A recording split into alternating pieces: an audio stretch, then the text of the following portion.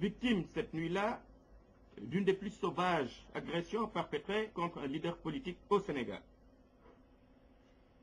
Et la réalité de l'instrumentalisation de l'appareil judiciaire, flagrante et source d'injustice, permit à l'État, malgré les résultats d'une enquête courageusement menée par la gendarmerie et qui a abouti à l'identification des agresseurs, eh bien, de classer sans suite ce dossier, prouvant ainsi en l'envie qu'au Sénégal, l'impunité est la marque la plus visible du régime de Abdoulaye Wade.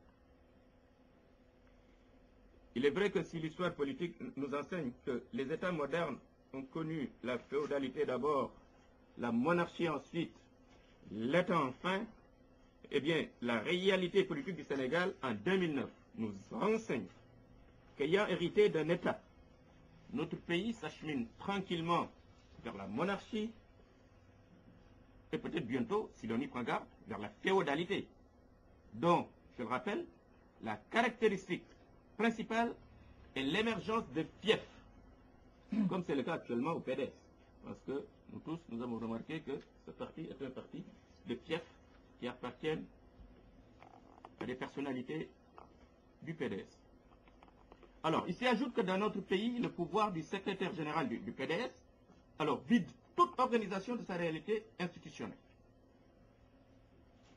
Ça s'appelle, vous le savez bien, ça porte un nom, c'est le patrimonialisme. Ça ne porte pas un autre nom. C'est même le néopatrimonialisme au fond, qui constitue le commun dénominateur de pratiques diverses, si caractéristiques de la vie politique sénégalaise, à savoir népotisme, clanisme, patronage, prébandalisme, corruption, prédation. Et le type idéal de néopatrimonialisme, celui que nous avons au pays, a l'avantage en plus de regrouper ces diverses pratiques dont certaines se retrouvent sur la base de la confusion entre le privé et le public.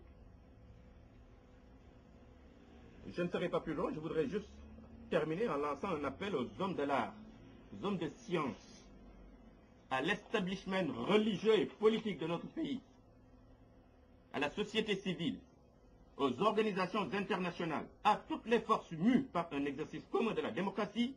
Ils ont le devoir de dire non. Ils ont le devoir d'éclairer, ce faisant, les avenues du futur.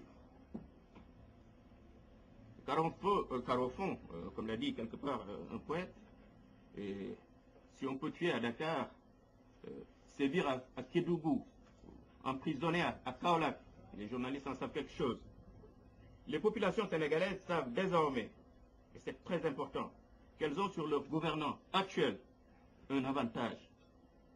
Elles savent que les dirigeants provisoires mentent. Donc, ils sont faibles. Je vous remercie.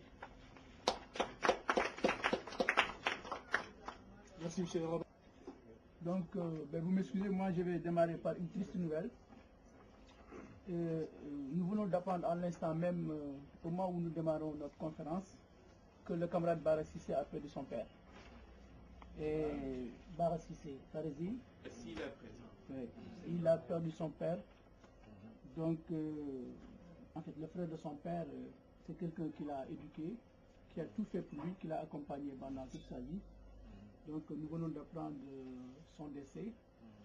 Et je profite de l'occasion pour demander à la salle de prier pour le repos de son âme. Et que Dieu l'accueille dans son paradis. En dehors de cela aussi, je salue le courage de Barezi, qui malgré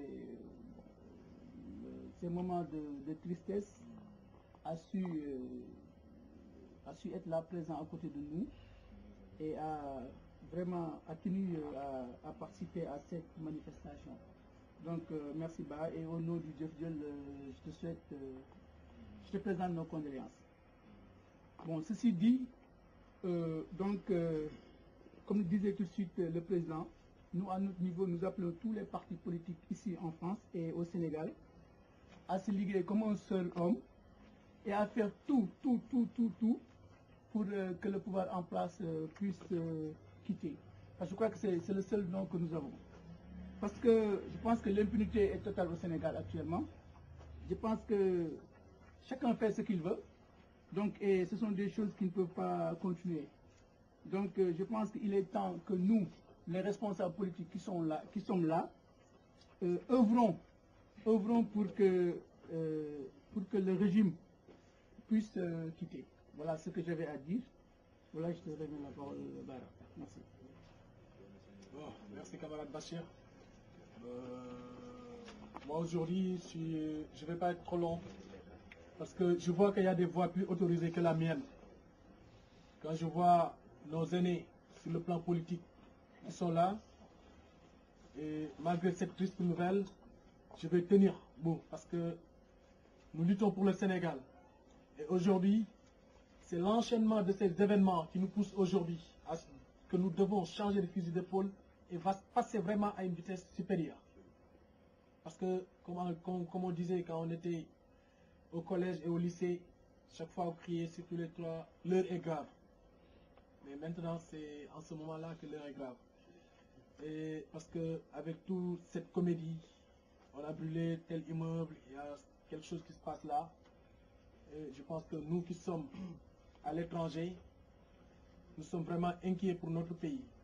Et quand on voit aujourd'hui, sans pour autant leur jeter des fleurs, quand je vois M. Yoruba, le vice-président de notre parti, qui assiste à cet événement, et par coïncidence aussi, nos grands frères, Moustapha Diakhaté, quand je vois Abdoulaye Wilane, qui ont laissé aussi pas mal de choses pour venir aujourd'hui nous accompagner à cet événement, nous vous félicitons et moi aussi, malgré cette triste nouvelle, ça me donne beaucoup plus de courage d'assister et de continuer notre combat.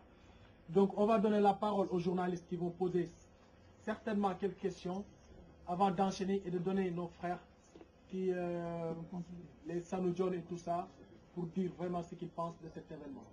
Je vous remercie. Après l'agression, 6 ans de dénonciation, est-ce qu'il n'est pas temps quand même de changer de méthode?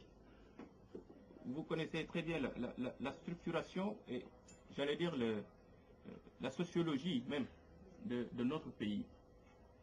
Il se trouve que c'est un pays où, prêtez-moi l'expression, quand vous êtes un diseur de vérité, quand vous dites toute la vérité, on dit d'affaire Wadof. Alors, les choix ne sont pas énormes. Quand une injustice se produit, tant que le cours de la justice, j'allais dire, suit son cours normal, quelque part, malgré toutes les sollicitations, toutes les difficultés, toutes les envies que vous avez, vous gardez l'espoir quand même quelque part, peut-être que la justice se fera à la fin. Voyez-vous? Et donc, vous organisez la manifestation, vous organisez la protestation, c'est vrai. Vous organisez même des manifestations, puisque, je le rappelle, le Djefdjel, lorsque la loi ESAN a été votée à l'Assemblée nationale, était l'unique parti à avoir organisé une marche. Voyez-vous? Donc, les méthodes que nous avons utilisées, c'est des méthodes certes de protestation, c'est des méthodes de manifestation, mais dans le même temps, il nous fallait nous assurer que peut-être que la justice ferait son travail. Aujourd'hui, que le dossier semble être classé sans suite, nous disons tout de suite, de toutes les façons, qu'il est impossible, à notre sens, sans être un technicien du droit, de classer ce dossier sans suite. Pour la bonne et simple raison que, si la motivation de ce classement sans suite, c'est la loi ESAN, il faut rappeler que la loi ESAN, au fond, ne concerne que les délits et les crimes à motivation politique. Or, à ce jour, il n'est pas établi de manière formelle que l'enquête n'ayant pas abouti, en tout cas le jugement n'ayant pas été produit, que c'est une motivation politique qui explique le classement sans suite. Alors, le combat continue, et ce n'est pas pour rien si, à la fin de mon discours, j'ai appelé toutes les couches de la société sénégalaise, de la société civile. Il n'y a que l'armée pour le moment. La seule force à laquelle on ne fait pas appel en tout cas. Je veux dire, c'est un combat national et il faut bien que tout le monde le comprenne. Parce que lorsqu'un citoyen peut être assassiné